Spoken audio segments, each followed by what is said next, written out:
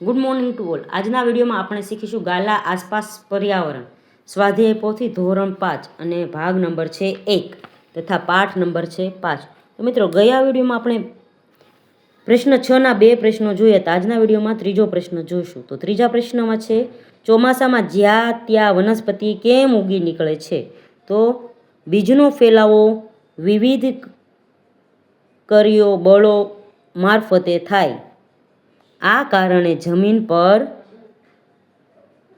ચોમાસા દરમિયાન વરસાદ પડતા બીજનું અંકુરણ થાય છે અને માટે પાણી તેને મળે છે. તેથી બારે ચોમાસામાં જ્યાં ત્યાં વનસ્પતિ ઉગી નીકળે છે. પછી છે, જમીનમાં બીજ વાવ્યા પછી વધુ પાણી ભરાઈ જાય તો બીજમાંથી અંકુર શા માટે ફૂટતા નથી?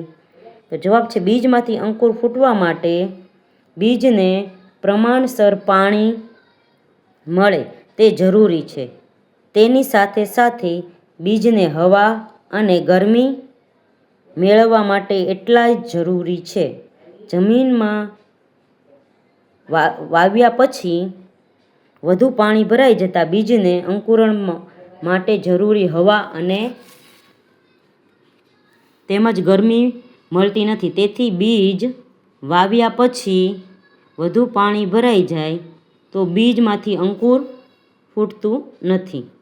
પાંચમો પ્રશ્ન છે, આખી તુવેર અંકુરિત થાય છે પરંતુ તુવેરની દાળ અંકુરિત કરી શકાતી નથી. એવું કેમ? તો જવાબ છે, આખી તુવેર એ તુવેરના છોડનું બીજ છે. તેથી તે બીજની પ્રક્રિયા અવસ્થા છે. તેને પાણી, હવા અને અનુકૂળ જગ્યા મળતા તે અંકુરિત થાય છે. તુવેરની દાળ એ તુવેરનું કુદરતી બીજ નથી. આથી તે અંકુરિત થતું નથી. પ્રશ્ન નંબર 7 છે, બીજના ફેલાવો કરવામાં ભાગ ભજવતા 2 પરિબળોના ઉદાહરણ આપો. તો પહેલું છે પવન. વજનમાં હલકા હોય તેવા બીજ પવનથી ઉડીને એક જગ્યાએથી બીજી જગ્યાએ ફેલાય છે. ઉદાહરણ તરીકે આકડા, કણજી અને શિમળાના બીજ. બીજું છે પાણી. પાણીમાં તરે એવા બીજ પાણીના પ્રવાહ સાથે ખેંચાઈને એક જગ્યાએથી બીજી જગ્યાએ જાય છે, જેમ કે રજકો અને તકમરિયાના બીજ.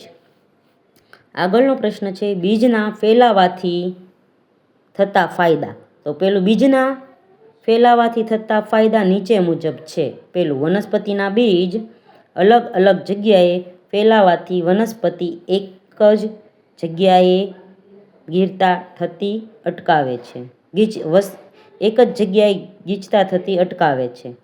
બીજના ફેલાવાથી અલગ અલગ જગ્યાએ વનસ્પતિ ઉગે છે. તેથી તેનામાં સૂર્યપ્રકાશ, પાણી અને પોષક દ્રવ્યો પૂરતા પ્રમાણમાં મળી રહે છે અને વિકાસ સરખો થાય છે.